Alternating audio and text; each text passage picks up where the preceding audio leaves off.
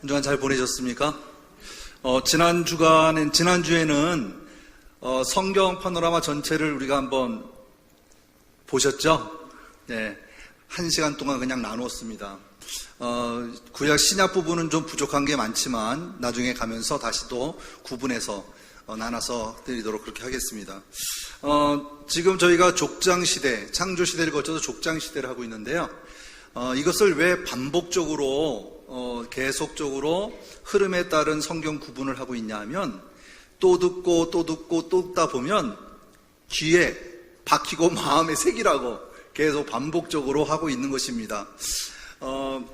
계속 하다 보니까 좋은 점은요, 어떤 분은 또 전체가 흐름이 보입니다라고 하시는 분도 있고 재미를 느꼈습니다라는 분도 있습니다. 요즘 365 우리 성경 읽기 하고 계시죠? 오늘 민수기가 들어가 있는데 그 내용 보면 제가 일부러 시간이 없으실 것 같아가지고 첫 번째 버전은 빠른 성경을 빨리 읽는 걸로 이렇게 해드렸어요. 근데 요즘 지난주에 어느 성도님하고 얘기 나누다 보니까 말씀도 지적 감정 그리고 감성으로도 읽어야 되고 그 다음에 내가 이것을 온전히 받아들임에 있어서 좀 마음을 실어서 한번 읽어보면 어떨까라고 하는 얘기를 나누다가 그러면 우리 드라마 바이블에 있는 내용을 한번 제가 다시 재편집을 해서 한번 읽어드리면 어떨까 해서 이렇게 해드렸거든요.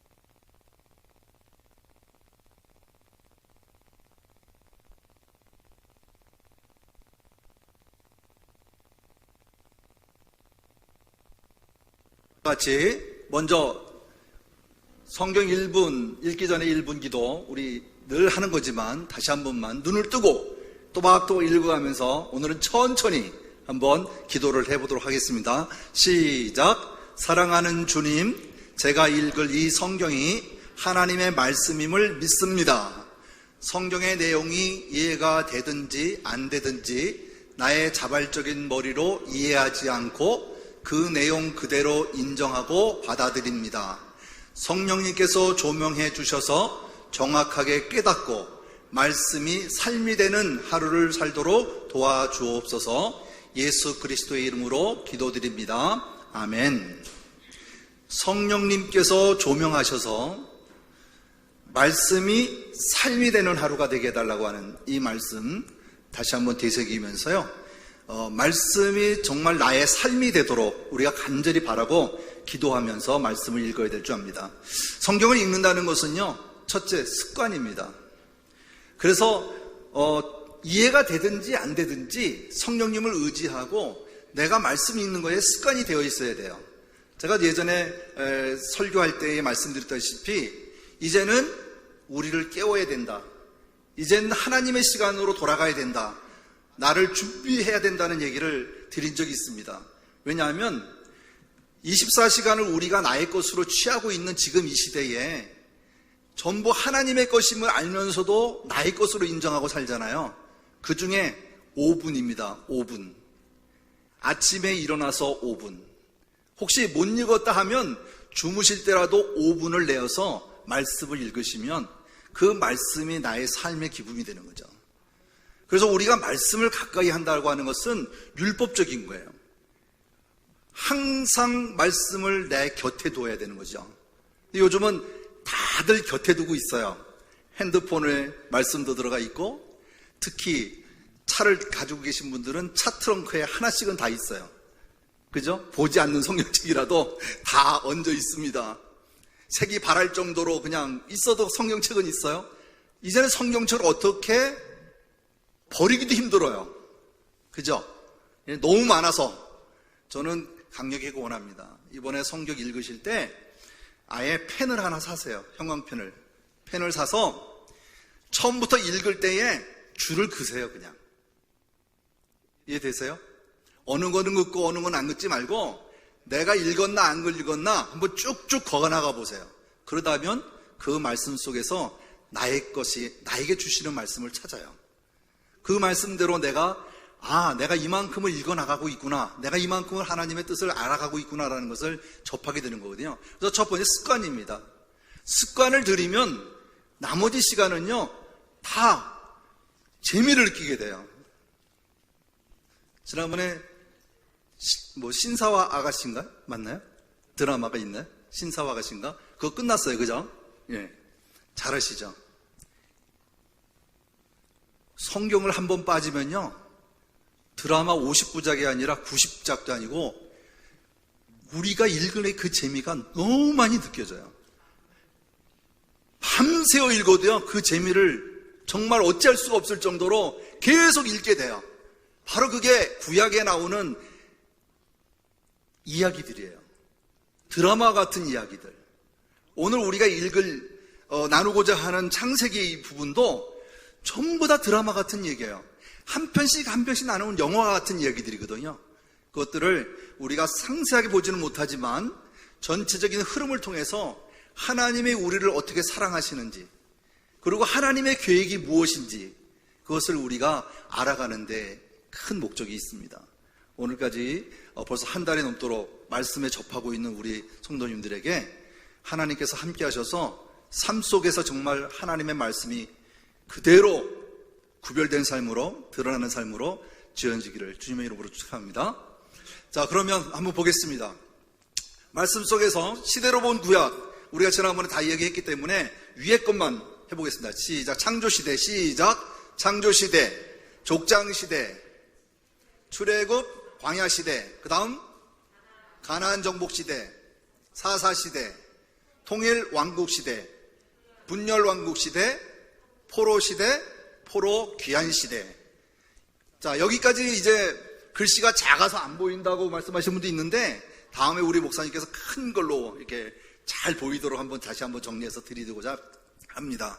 그래서 먼저 창조시대로부터 족장시대는 창세기가 기록되어 있다 하는 것만 기억해 주시면 될 것 같아요. 그 다음에 출애굽이죠. 출애굽, 그 다음에 민수기, 이 바로 출애굽과 광야 시대를 거치는 것을 두 개의 책에서 우리가 볼 수가 있죠. 그 다음에 가나안 정복 시대는 여호수아서에서 볼 수 있고요. 사사 시대는 사사기, 표현된 대로 사사기에서 볼 수 있습니다. 통일왕국 시대는 사무엘상과 사무엘하가 있는데요. 사울의 이야기와 다윗의 이야기가 기록되어 있죠. 그 다음에 왕상, 왕하, 열왕기상, 열왕기하 같은 경우에는 분열왕국 시대까지 왕들의 이야기에 대한 북이스라엘과 남유다에 대한 이야기가 기록되어 있습니다. 그 다음에 포로시대, 포로시대는 1차 포로로 끌려간 사람이 누구죠? 다니엘과 귀족들이 1차 때 바벨론에 끌려가게 되어지죠. 그래서 다니엘서가 포로시대에 나중에 선지서서에 나오게 되고요. 그 다음에 이제 2차로 끌려간 사람이 에스겔이죠. 그죠? 에스겔과 전문인들이 끌려가게 되어집니다. 그래서 3차까지 바벨론에서 끌려가게 되어지고, 그 다음에 포로로 살고 있던 70년 동안 있다가 되돌아오는 귀한 시대, 고레스를 통해서 돌아오게 되죠. 그 돌아올 때 1차, 2차, 3차가 있는데 1차 에스라, 그죠? 스룹바벨에 의해서 들어오게 되고 2차 에스라가 들어오게 되고 3차에 느헤미야가 들어오게 됩니다. 근데 1차와 2차 사이에 에스더가 쓰여지게 돼요. 그래서 남아있는 유대인들을 위해서, 이스라엘 백성들을 위해서 페르시아에 남아있는 자들을 위해서 에스더가 쓰여지는 것을 볼 수가 있습니다. 그래서 에스더가 에스라와 느헤미야 사이에 이렇게 시대적으로 구분되어 있는 것을 볼 수가 있습니다. 그 다음에 레위기, 신명기, 룻기, 그죠? 그 다음에 역대상, 역대하 이렇게 기록되어 있는데, 역대상과 역대하는 쓰여진 시기가 포로로 귀환되온 이후에 쓰여진 거기 때문에 전체를 볼 수가 있게 되어지죠. 그래서 역대상, 역대하는 남유다에 관련된 이야기만 기록되어 있는 것을 볼 수가 있습니다. 그 다음에 시가서는 욥기, 그 다음에 전도서, 잠언서, 아가서, 그 다음에 시편, 이렇게 편으로 쪼개서 나눠져 있고요. 모세의 시 같은 경우는 시편에 단 한 편, 90편만 기록되어 있는 것을 볼 수가 있습니다. 자, 선지서에 보면 제가 일부러 빨간색 테두리를 둘렀어요. 보면 요나, 아모스, 호세아는 북이스라엘에 대한 북이스라엘 선지자가 되어지고요. 그 다음에 나와 있는 그 중에 나훔까지 4명의 선지자가 있습니다. 하지만 요나는 니느웨로 가라고 할 때 어디로 도망갔죠? 다시스로, 그죠? 나가다가 다시 회개하고 그 니느웨를 회개시킨 그런 요나를 볼 수가 있습니다. 그래서 여기에 보면 굵은 선으로 되어 있는, 진한색으로 되어 있는 것은 대선지서, 작은 걸로 되어 있는 것은 소선지서다, 이렇게 말씀을 드렸죠. 그래서 스가랴와 학개, 그죠? 스가랴와 학개는 포로 귀환 시대에 성전 건축을 하다가 중단되어지죠. 중단되었을 때 다시 한번 성전 건축을 독려하기 위해서 일어났던 선지자가 학개와 스가랴입니다. 그 다음에 밑에 보면 요엘 있죠. 요엘, 그죠? 그 다음에 이루어지는 것이 이제 말라기는 모든 마지막 부분에, 구약의 마지막 부분인데 왜 마지막일까요? 전체를 나중에 돌아보게 되면 말씀이 무너지고 가리키는 자가 부정부패해버리게 되기 때문에, 다시 말하면 레위들이 해야 할 일, 제사장들이 해야 할 일들이 무너져서 이제는 성전을 다시 건축했지만 그곳에는 하나님이 계시지 않은 거예요. 그렇죠? 그래서 에스라가 2차 귀환하면서 말씀의 부흥을 일으키게 되고 모든 백성들이 이어서 성전을 건축하게 되어지는 사건이죠. 하지만 그래도 끝까지 그들의 마음속에는 하나님이 계시지 않았다는 거예요. 하지만 단 한 가지 없앴던 건 있어요. 포로 귀환 이후에는요, 우상이 없어졌어요. 이스라엘 민족에게는. 왜? 그렇게 비참하게 자기들이 예루살렘에 멸망을 당할 정도에 있었던 이유가 우상이었기 때문에 그래요. 하지만 다른 나라에서는 우상신을 계속 섬겼던 것을 볼 수가 있습니다. 자, 지리로 본 구약은 우리가 말씀 속에서 다 설명을 했기 때문에 다시 한번 시간상 보고요. 그 다음에 신약도 마찬가지, 다음에 기회가 다시 한번 주어지면 이렇게 말씀을 보도록 그렇게 하겠습니다. 자, 오늘은 족장시대를 해야 되기 때문에 먼저 창조시대에 4가지의 사건이 있다 그랬죠? 한번 보이는 대로 한번 읽어볼까요? 창조, 타락, 시작. 창조, 타락, 홍수, 바벨탑 사건. 이것은 반드시 우리가 꼭 기억해야 합니다. 창조, 하나님이 태초에 천지를 창조하시니라. 태초에 천지를 창조하신 것이 누구라고요? 하나님이십니다. 말씀으로 창조하신 하나님을 믿지 않으면 이 성경은 전부 다 허구가 돼요.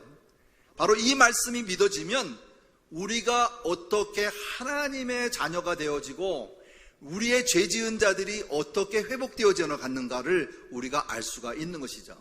그래서 원역사에 나와 있는 창조와 타락과 홍수와 바벨탑은 치리하시는 하나님은요, 죄를 지면 뭐든지 다 그냥 몰살이에요. 홍수 시대에 죄가 관영하여서 하나님께서 도저히 인간을 창조하신 것도 후회가 되실 정도로, 그래서 쓸어버리기로 마음을 먹으신 거 아니겠어요? 그렇죠? 그 이후에 무지개를 보여주시면서 다시는 물로 심판하지 않겠다 했어요.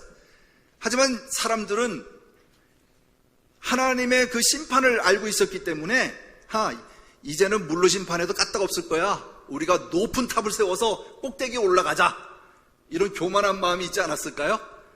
하지만 하나님께서는 언어를 흩으셔서 바벨탑을 무너뜨렸죠. 이게 바로 인간이 가지고 있는 죄성의 가장 인본주의로서의 최악의 극치를 보여줬던 사건입니다. 이제 하나님은 여기서 멈추지 아니하시고 족장들을 세워서 하나님의 백성을 나라를 형성하는 데에 만드시게 되죠.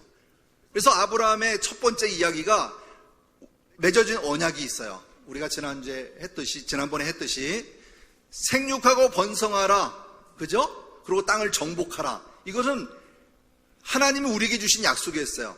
그죠? 창조시대에 아담에게 주었던 약속을 이어가시는 것입니다. 오늘도 이어가고 다윗 때도 이어가듯이 계속적으로 이어가시는 말씀이에요.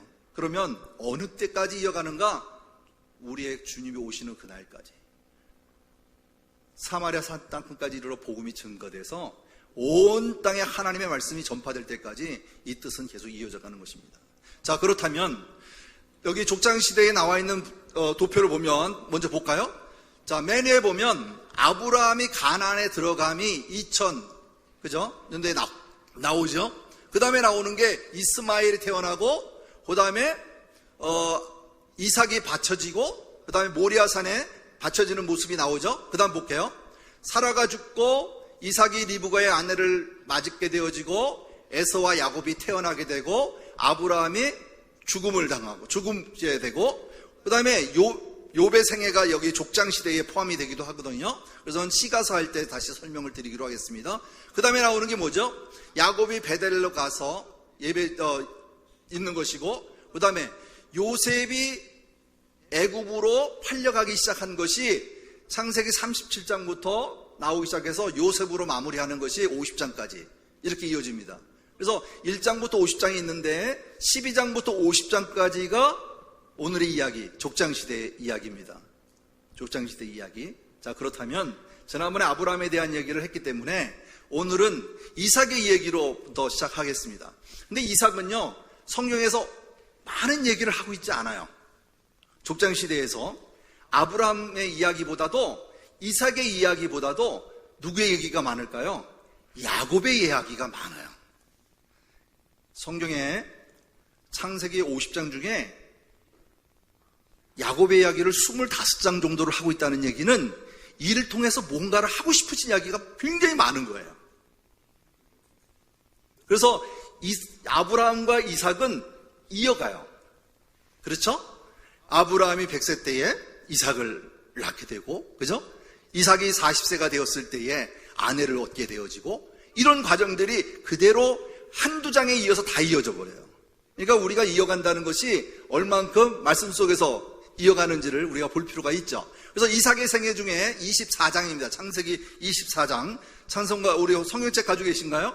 계신 분은 24장부터 이렇게 펼치셔가지고 한번 쭉 따라가시면 굉장히 좋을 것 같습니다. 자, 또 보세요. 브엘세바에서부터 움직여지는 사건이 이제 나오는데, 여기 보면 브엘세바 있죠? 어디까지 갑니까? 모리아산에. 왜 갔을까요? 이삭을 번제로 드리게 하기 위한 것이 바로 브엘세바에서 모리아산까지 가는 과정, 이 거리입니다. 이 이스라엘 지도죠. 자, 그 다음에 나오는 거 볼게요. 이 이야기는 35절까지 있는 이야기인데, 이 이야기는 저를 삭제해 주시면 좋겠네요. 예, 아브라함이 누구를, 며느리를 구하기 위해서 하란에, 자기 고향이 하란이죠. 그죠? 아브라함의 고향이 하란입니다. 자기 고향에 종을 보내서 며느리감을 구하러 갑니다. 이게 바로 하란에서 데려오는 사람이 누구죠? 그래서 이삭의 아내가 리브가입니다. 리브가를 자기 고향에서 데리고 오는 이 거리가 나오죠. 그게 이제 창세기 24장에 나오게 되고요. 그 다음에 이삭이 리브가를 아내로 삼게 되어지는 것이 브엘헤로이 쪽이고요. 그 다음에 보세요. 야곱과 에서가 출생되는 25장에 나오는 이야기가 있고요. 그 다음에 나오는 거 볼게요. 자, 가뭄으로 인해 그랄에 내려가서 100배의 수확을 얻고 우물을 이거죠. 전체적인 이야기죠. 그래서 26장에 나오는 얘기입니다. 그 다음에 그랄이라는 지역을 볼 수 있고요. 다시 브엘세바로 오게 되어지죠. 자, 그 다음에 헤브론으로 가게 되어지고, 아브라함의 막벨라 굴에 장사되는 과정이 23장에 나와 있습니다. 그 다음에 이 이야기가 나오는 걸 보면 24장 보죠. 이삭의 신부를 구하는 것이 아브라함의 마지막 사명이었어요. 그렇죠? 왜 그럴까요? 가나안에서 여자를 구하지 아니했던 것. 그죠? 그래서 아브라함이 140세 때 마지막에 할 일은 며느리를 구하는 일이다. 며느리를 구할 때도 고향의 늙은 종 엘리에셀을 보내게 되는 것이죠. 자, 우리가 사신을 보낸다거나 대신 누구를 보낸다는 것은 그의 뜻을 그대로 전해주는 것이잖아요. 그렇게 믿는다는 것은 굉장히 쉽지 않아요. 그렇죠? 왜냐하면 이 엘리에셀은 어떤 사람인가 하면 하나님께서 아브라함에게 내가 아들을 낳으리니 하니까 아브라함이 그 이야기를 들었을 때 뭐라고 했냐면 내가 어찌 아들을 낳을 수 있습니까? 내가 있는 하인을 통해서 나를 장자권을 연결할 수 있는 것을 그때에 말했던 늙은 종, 그때의 종이 바로 이 엘리에셀이거든요. 바로 이 사람을 통해서 내가 가문을 이어갈 것으로 생각을 했었어요. 하지만 하나님께서는 너의 손에서 자녀를 낳을 것이다 라고 하는 약속이 있었죠. 바로 이 엘리에셀은 이만큼 아브라함의 신복 중에도 아주 신실한 종이었던 거죠. 나이가 늙어서도 아브라함의 뜻을 정확히 알고 그 뜻을 하란에 가서 며느리감을 구해오는 데에도 가장 신임을 얻었던 종이기도 한 것이죠. 자, 리브가를 이제 하란에서 데려오게 되어집니다. 창세기 24장 16절 말씀 보이는 대로 한번 읽어볼까요? 시작. 그 소녀는 보기에 심히 아리따고 지금까지 남자가 가까이 아니한 처녀더라. 그가 우물로 내려가서 물을 그 물동이에 채워가지고 올라오는지라. 그래서 여기서 말하고 있는 것은요, 매우 아름답고 정숙한 여성이라는 것을 강조하고 있어요. 왜냐하면 아리따다라고 하는 데에는 여러 가지 사건이 이루어지는데 앞으로 전개되는 사건도 아름다움 때문에 이루어지는 사건들이 있습니다. 자, 볼게요. 자, 이삭이 그랄, 다시 말하면 그랄의 뜻은 거주지라는 뜻이거든요. 여기에서 거주하게 되어지는데 26장 1절부터 5절까지 있는 말씀을 우리 한번 읽어볼 필요가 있습니다. 매 장이 넘어갈 때 그리고 단원이 넘어갈 때에는 1장을 천천히 읽으셔야 돼요. 왜? 그 안에 함축된 정보가 다 들어있거든요. 자, 볼게요. 26장 1절 말씀 제가 읽을게요. 아브라함 때에 첫 흉년이 들었던 곳이에요.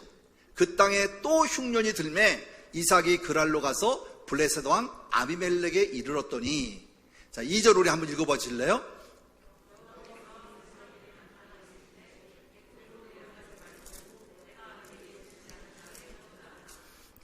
(3절에) 이 땅에 거류하면 내가 너와 함께 있어 내게 복을 주고 내가 이 모든 땅을 너와 내 자손에게 주리라. 내가 아버지 아브라함에게 맹세한 것을 이루어. 자, 4절 우리 한번 읽어볼게요. 시작.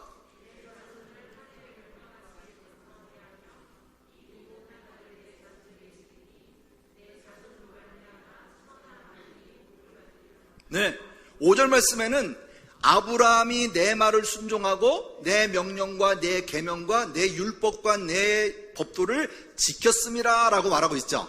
그렇죠. 이 말씀 뭐냐면 아브라함이 행했던 일들을 얘기하면서 순종했던 얘기를 하면서 너도 이와 같이 이 땅에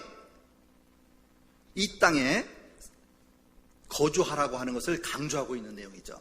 다시 말하면 내가 지시한 땅에 머물러야 한다면 함께 해주실 것이고 복을 주실 것이다 라고 하는 약속이죠. 바로 이 약속입니다. 하지만 이삭은 흉년이 들어서 바로 그랄 지역에서 내려가게 되어지죠. 자, 여기서 나오는 얘기가 있죠. 6절 이어지는 11절까지 있는 말씀을 보면 이삭이 그랄에 거주하였더니 그곳의 사람들이 그의 아내에 대하여 물음에 그가 말하길 그는 내 누이라 하였으니 리브가는 보기에 아리따없다라는 말이 나오죠. 그죠? 아리따없고 그곳 백성들이 리브가로 말미암아 자기를 죽일까 하여 그는 내 아내를 두려워함이 있더라. 내 아내라고 말할 수밖에 없었던 거죠. 두려워함 때문에. 근데 이 이야기는 아브라함 아버지의 때도 있었어요. 그래서 아버지는 100년 전에 애굽에 내려갔을 때 바로 왕에게 자기 아내 사례를 내 누이라고 속인 적이 있죠. 그게 창세기 12장에 나와요. 또 한 번 있습니다. 두 번인데 그리고 80년 전에 그랄 지역에 왔을 때에도 아비멜렉 왕에게 또 아내를 사라를 내 누이라고 속인 적이 있습니다. 이때의 아비멜렉이라고 하는 것은 블레셋 왕을 이름할 때 그냥 다 아비멜렉이에요. 그죠? 지명하는 왕의 이름이죠. 왕의 명이죠. 우리가 바로도 애굽의 왕의 왕권을 얘기하듯이 전부 다 아비멜렉이 다 똑같은 아비멜렉이 아니에요. 예, 그래서 아비멜렉이라고 하는 것에 동일하지만 시대가 다르기 때문에 다른 왕이라는 것이죠. 자, 그랬을 때 이 이삭도 똑같이 이렇게 자기의 아름다움을 때문에 자기를 두려워하는 마음으로 내 누이라고 얘기하게 되어지죠. 근데 이것은 틀린 말은 아니죠. 왜냐하면 아브라함도 자기 아내 사라가 이복 동생이죠. 그리고 이삭도 오촌 동생이에요. 그죠? 리브가를 보면 이것은 왜냐하면 본질적으로 속이기 위한 목적으로 했기 때문에 거짓말이 되는 것입니다. 그리고 또 한 가지 뭐냐면 이렇게 이삭이 실수했음에도 불구하고 하나님께서는 아브라함과 맺은 언약을 성취하기 위하여 언제나 실수했음에도 불구하고 그와 함께 했다라고 하는 사실입니다. 우리가 삶에 있어서도 마찬가지예요. 용서는 하나님의 뜻을 이루어가기 위한 방편인 거예요. 내가 그렇게 잘못을 했다 할지라도 나를 용서하고 내가 회개한다면 하나님은 용서하시고 그것을 받아주시는 것이죠. 바로 이 사건이 아까 전자에 말씀드렸던 창조시대에 있었던 뭐든지 죄만 지면 쓸어버리려고 했던 그런 생각과 이제는 용서하시고 회복하게 하시는 하나님의 말씀을, 하나님에 대한 인식을 바꿔야 되는 전환이 생긴 거죠.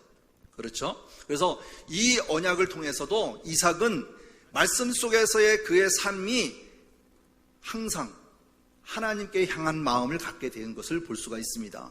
그래서 26장에도 이어서 가는 12절, 33절의 내용을 보면 양보하는 이삭에 대한 모습을 볼 수가 있어요. 그렇죠? 우물 사건입니다. 우물을 3차례나 양보하게 되어지는데 26장 12절부터 여기 나오게 보면 이삭이 그 땅에서 농사하여 그 해에 몇 배나 얻었다고요? 100배나 얻었다고 그랬어요. 여호와께서 복을 주셨기 때문에 100배의 축복을 받았어요.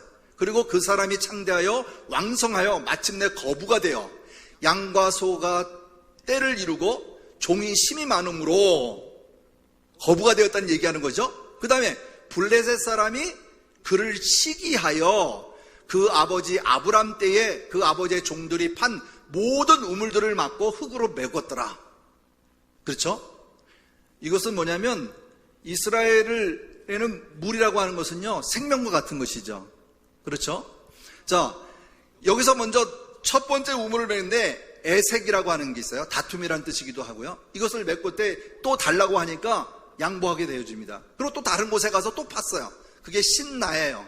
그게 바로 대적이라고 하는 뜻을 갖고 있는데 이것도 블레셋 사람들이 시기해서 그것도 내놓으라고 하니까 또 다른 곳에 옮겨서 르호봇이라고 하는, 여기서 보면 넓음이라고 하는 뜻이죠. 여기까지 이삭이 양보하게 되어집니다. 어떻게 보면 따지고 그쪽에서 싸우고 할 수도 있지만 이삭은 순종하는 마음으로 항상 양보했던 걸 볼 수 있어요. 그거 왜 그럴까요? 하나님이 나에게 약속한 언약이 있기 때문에, 그 언약을 붙잡고 있기 때문에 이렇게 할 수 있었던 것이죠. 그래서 23절 그 이후에 보면 브엘세바의 축복이 나옵니다. 이 브엘세바라고 하는 것은, 세바라고 하는 것은 뭘까요? 세바 7이라는 것이거든요. 7. 그래서 이 브엘세바가 22장인가 보면 나오는데 그때의 약속이 있어요. 하나님과의 맹세. 그래서 맹세의 우물이라고 하죠. 그죠? 그래서 7 우물이라는 뜻도 있어요. 그래서 혹시 7개를 파지 않았을까 하는 추측도 가져지는데 성경에는 더 이상 나오지 않았기 때문에 말할 수 없지만, 그래서 브엘세바에서의 하나님의 축복이 이삭에게 내려지는 것을 볼 수가 있습니다. 거기 중에 보면 24절 말씀 우리 다 같이 한번 읽어볼까요? 시작. 그 밤에 여호와께서 그에게 나타나 이르시되 나는 내 아버지 아브라함의 하나님이니 두려워하지 말라. 내 종 아브라함을 위하여 내가 너와 함께 있어 내게 복을 주어 내 자손이 번성하게 하리라 하신지라. 이때에 제단을 쌓고 여호와의 이름을 부르고 거기에 장막을 쳤더니 이삭의 종들이 거기서도 우물을 팠더라. 이게 브엘세바. 장소를 얘기하고 있습니다. 그래서 여기까지가 이제 이삭의 생애 속에서 나오는 이야기 중인데 27장, 28장 이어가면서 보면 아주 사건마다 우리가 재미를 가지고 하나님의 뜻이 어디 있는지를 살펴갈 수 있는 좋은 말씀들이 기록되어 있는 걸 볼 수 있습니다. 자, 27장에 보면 이삭이 이제 누구에게? 야곱에게 축복하는 사건도 나오고요. 그 다음에 27장에 가다 보면 우리가 잘 아는 바와 같이 장자의 축복권도 뺏는 사건이 나오죠. 그죠? 그 다음에 또 뭐가 있나요? 여러분 잘 아는 바와 같이 그 리브가가 에서보다 누굴 더 사랑했을까요? 야곱을 더 사랑했어요. 그래서 아버지와 에서가 하는 얘기를 듣고 그걸 그대로 야곱에다가 얘기해 줍니다. 어떻게 보면 거짓말의 그죠? 제공자이기도 하죠, 어머니가. 그래서 어머니가 하는 이야기를 야곱이 그대로 따라 행하여서 장자의 축권뿐만 아니라 그가 자기가 누릴 수 있는 복을 다 가로채는 이런 것이 바로 야곱의 사건 속에서 우리가 찾아볼 수가 있습니다. 자, 그 다음에 나오는 거 볼게요. 이 여자가 나가는 것이 이제 야곱의 이야기가 나오는데 글씨가 작아서 여러분 뵐지 모르겠네요. 야곱이 에서에서 속이고 장자권을 얻음 하고 27장에 나오죠. 그 다음에 옮기는 거 보세요. 어디까지 갈까요? 베델로 갑니다. 누가? 야곱이. 그 사건이 나오죠. 그래서 여기 보면 하나님이 아브라함과 맺은 언약을 확증한다. 28장에 이렇게 나오게 되어지죠. 그 다음에 볼게요. 쭉 올라가죠. 어디까지 갈까요?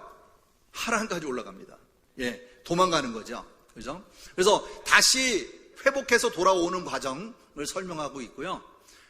쭉 더 나가서 야곱이 어디까지 가는지 볼게요. 예. 야곱이 어디까지 갈까요? 나중에 애굽까지 가게 되는 거죠. 그죠? 요셉의 사건을 통해서. 자, 그 다음에 다시 한번 또 이어가겠습니다. 자, 야곱은 그러면 어떤 이 성격을 가지고 있을까? 야곱이 나와 있는 전체 성경을 구분해서 보면 창세기 25장부터 46장까지 나오는데요. 네 단계로 나눌 수가 있습니다. 생애를 보면 유년기, 청년기, 장년기, 노년기 이렇게 구분해 볼 수가 있다 하는 것이죠. 그래서 77세까지를 보고 그건 부엘세바에서 일어난 사건들을 보게 되어지고요.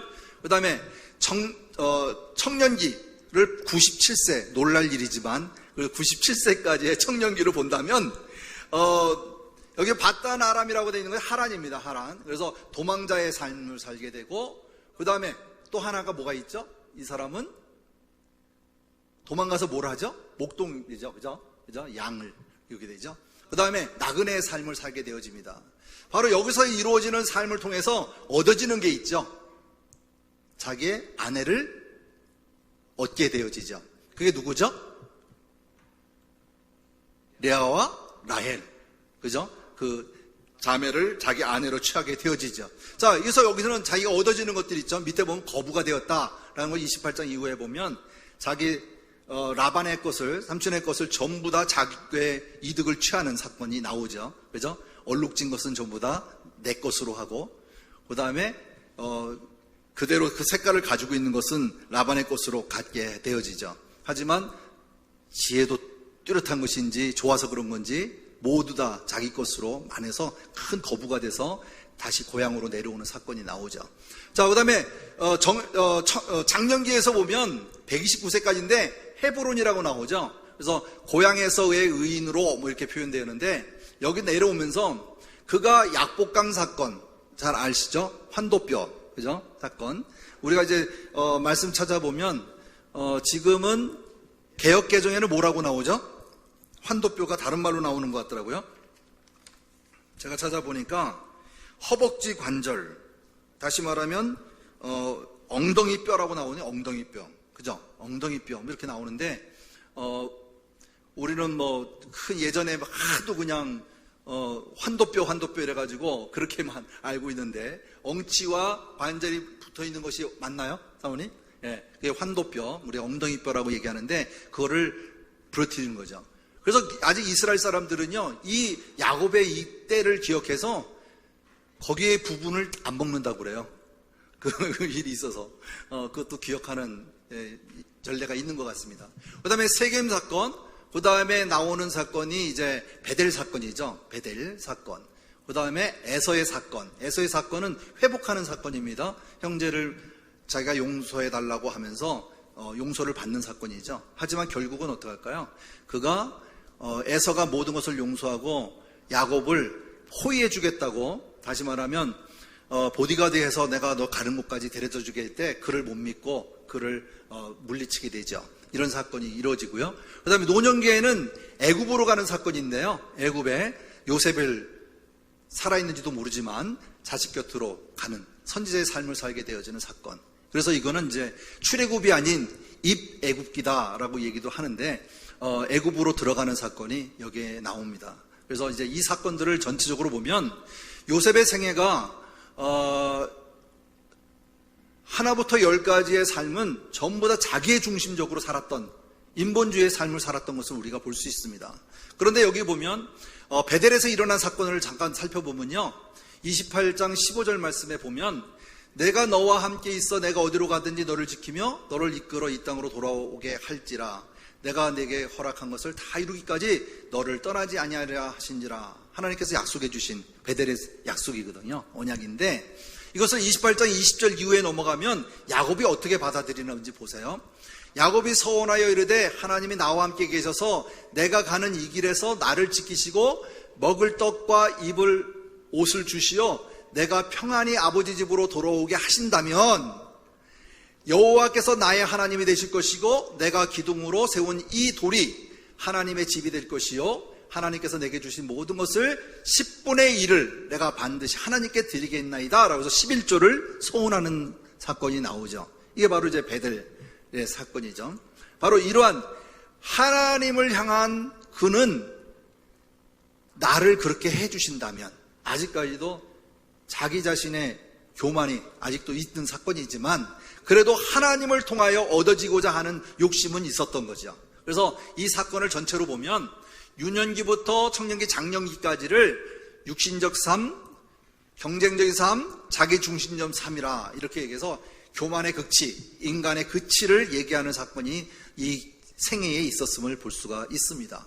자, 그렇다면 여기에서 이어지는 것이 이제 요셉의 이야기죠. 그렇죠? 요셉의 이야기. 요셉은 이와 같은 경로를 통해서 가게 되어지는데 야곱에게는 12아들을 얻어지는 내기가 되어집니다. 그렇죠? 여기 보면 12아들을 제가 그냥 쭉 나열해 봤어요.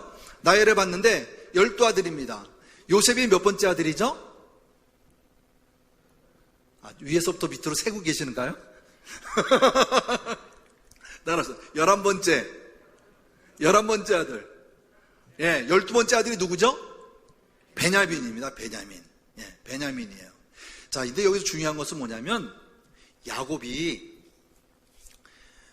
라반의 집에서 나올 때, 외삼촌 집에서 나올 때에 막 라반이 쉬지 않고 달려와요. 왜 그러냐면 자기 집에서 모시던 신이 사라진 거예요.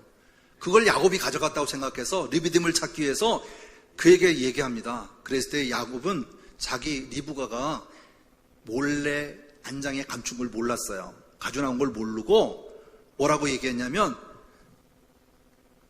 진짜 가져왔다면 길에서 죽을 것이다 라고 했어요. 그 말이 그대로 이루어지는 사건이 라헬이 베냐민을 낳고 죽는 거예요. 길에서.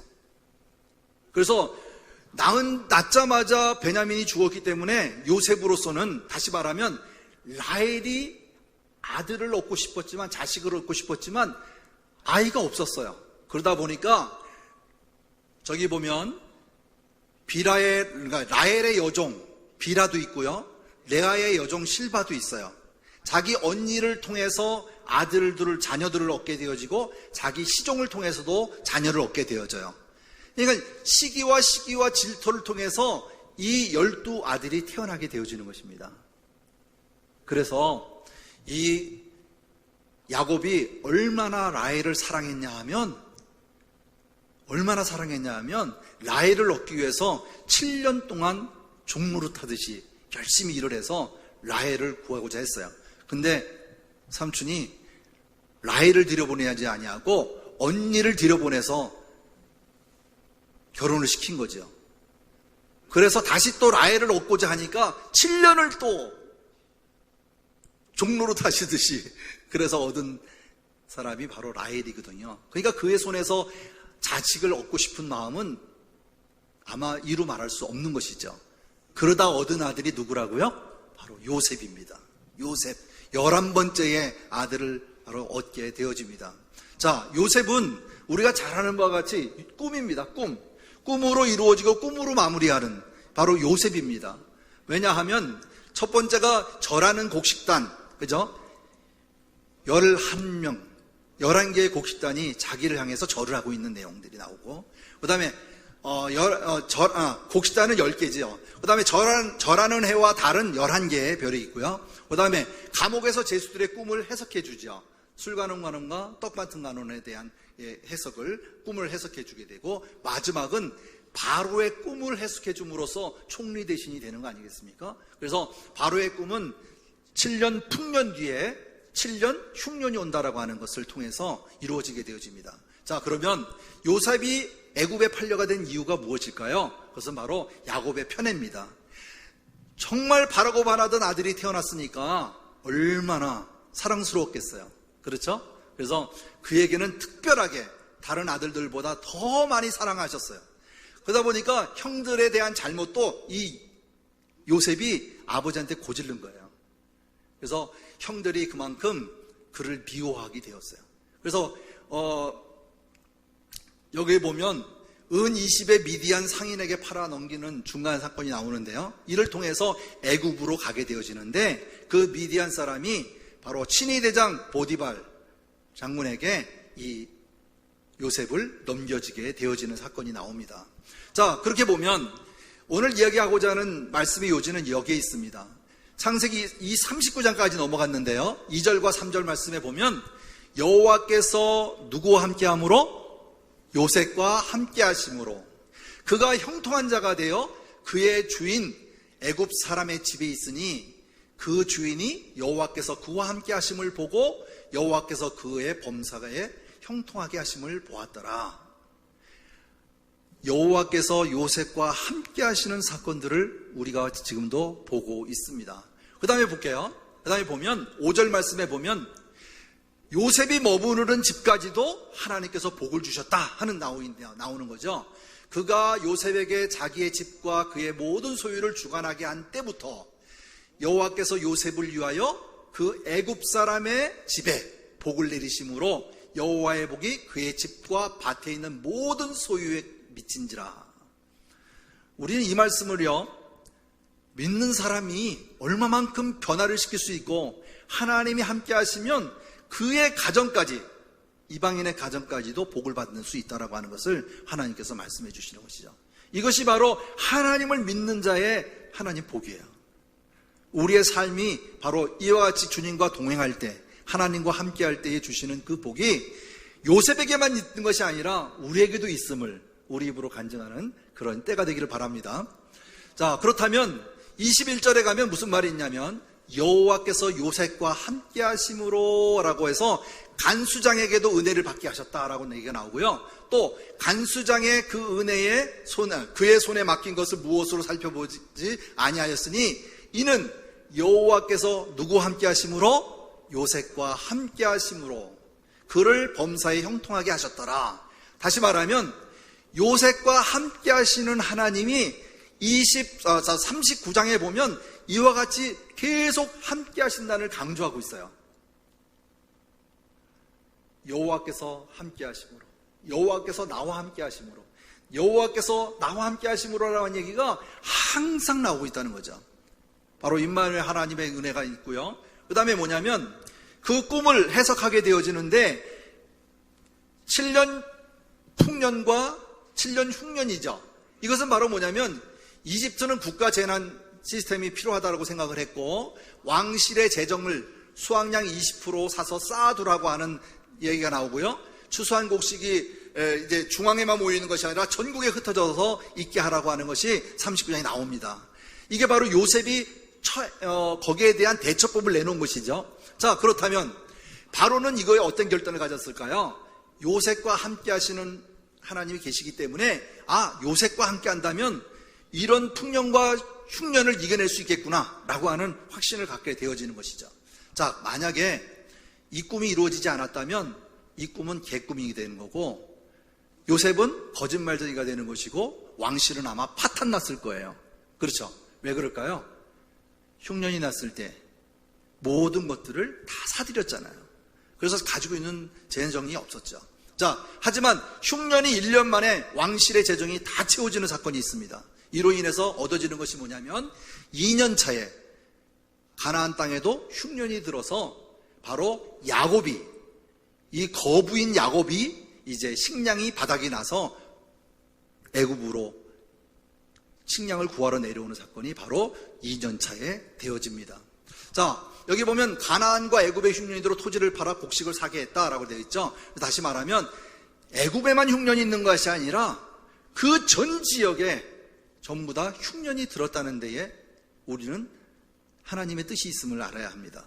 그래서 요셉은 이 일을 통해서 토지개혁법을 단행했고 많은 수확량을 통해서 20%를 세금으로 거두는 법을 제정하였다라고 말씀에 우리가 기록된 것을 볼 수가 있습니다. 자, 그렇다면 여기 보면 요셉에게는 어떤 자신감이 있었을까요? 세 가지 보면 되는데, 자기 아버지가 뭐예요? 목축업자잖아요. 그죠? 그 머리 좋은, 얼마나 습득을 잘했겠어요. 그 다음에 보디발 집에서도 10년간 농경업을 경험하는 그런 마스터를 했고요.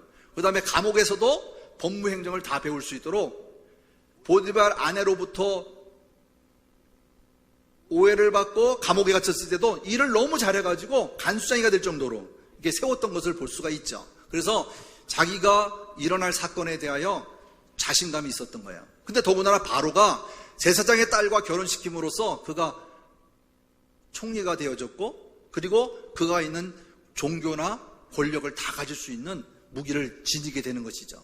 자, 그렇다면 46장 3절 말씀에 보면 하나님이 이르시되 나는 하나님이라 내 아버지의 하나님이시니 애굽으로 내려가기를 두려워하지 말라. 내가 거기서 너로 큰 민족을 이루게 하리라 라고 야곱에게 이야기하는 사건이 나옵니다. 자, 이때의 기근을 피해서 내려왔던 야곱의 수가요, 가족 총수가 70명입니다. 그런데 출애굽할 때는 400년 후에 출애굽하게 될 때는 장정만 60만 명이에요. 한 가족에 5명만 있다 하더라도 300만 명입니다. 정말 하나님의 말씀대로 큰 민족을 형성해가지고 나오게 되는 사건이죠. 다시 말하면 애굽 땅에서 큰 민족을 이루는 하나님의 계획 속에 있었음을 우리가 발견할 수가 있는 것입니다. 자, 여기서 말씀드렸듯이 하나님 앞에서, 여호와 앞에서라는 말, 우리 학생들이 중학생들 고등학교에도 우리가 코람데오라고 얘기하는데, 오늘도 찬양이 있었죠? 코람데오, 여호와 앞에서. 자, 코람데오입니다. 바로 코람데오 뜻이 하나님 앞에서, 하나님 앞에서의 삶입니다. 우리가 하나님의 앞에서 삶이라고 하는 것은 하나님의 뜻대로 살아가는 삶, 하나님의 말씀 속에 거하는 삶이에요. 자, 내가 지금 보이는 것이 있다면 양복을 입었어요. 그죠? 여러분 보시기에 단정하려고 양복 입었어요? 저 혼자 있는 데라고 하면 양복 입고 앉아 있을 수 있을까요? 그렇지 않았을 거예요. 만약에 우리가 직장에서나 가정에서나 어느 곳에든지 하나님과 동행하는 삶을 산다면 믿는 사람으로서의 흐트러짐이 있을까요? 아닐 거예요.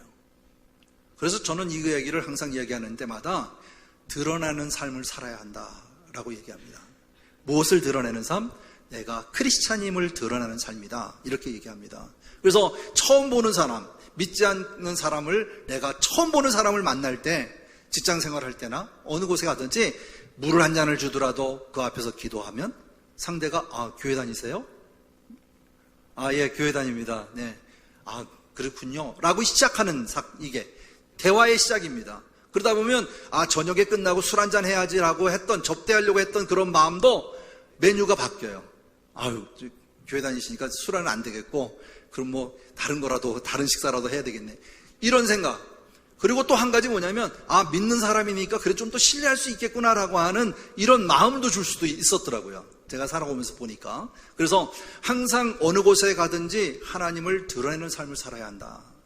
내 품행도 마찬가지지만 내가 말하는 것, 행동하는 것, 생각하는 것도 하나님 앞에서의 삶을 우리가 산다면 분명히 내가 변화되어지고 하나님으로부터의 자녀로서의 그 삶을 살아갈 수 있지 않을까 우리가 믿어집니다. 오늘 요셉의 신앙 속에서 봤듯이 여호와 앞에 항상 함께했던 우리의 신앙을 바라볼 수 있거든요. 우리 이번 한 주간도 하나님 앞에서 살아가는 우리 성도님 되길 바랍니다. 하나님의 말씀대로 거해지고 생활화되어지고 그와 함께 동행할 때 우리의 말씀 앞에 바짝 고개 들고 대드는 대적들이 없어요. 항상 하나님의 말씀으로 이겨나가는 우리 모든 성도님 되기를 바랍니다. 제가 요즘 찬양 중에 꽂혀 있는 게 있어요. 그래서 제가 우리 찬양팀 금요 찬양 주일날 찬양할 때 믿기만 한다면인가? 죽게 믿기만 하면인가요? 예? 그거를 제가 편집해가지고 차에서도 듣고 나가면서 듣고 오늘 악보를 빼서도 보고 그랬어요. 믿기만 한다면 안 이루어질 게 없잖아요. 뭐만 한다면? 믿기만 한다면. 그것도 뭐 저 악기에서 뭐 그냥 빰빰까지 막 해놔가지고 금요 찬양 때 저는 그거를 매번 불렀으면 좋겠어요. 정말 하나님 믿기만 한다면. 예? 그 찬양 통해서 제가 너무 많은 은혜를 많이 받아서 우리 여러분 찬양 거기 우리 저기 카톡에다도 전체를 금요 찬양을 전체를 올려서 그냥 들으라고 할 정도로 제가 해드렸는데 믿기만 한다면 정말 안 이루어질 게 없습니다. 하나님의 말씀대로 한 주간 또 살아보시고 다음 주에 족장시대로부터 마지막 요셉의 마무리와 그리고 출애굽하는 사건을 이어서 가도록 그렇게 하겠습니다. 우리 함께 기도하겠습니다. 하나님 감사합니다. 오늘도 말씀에 거하시는 주님이 우리와 함께 동행하심을 믿습니다.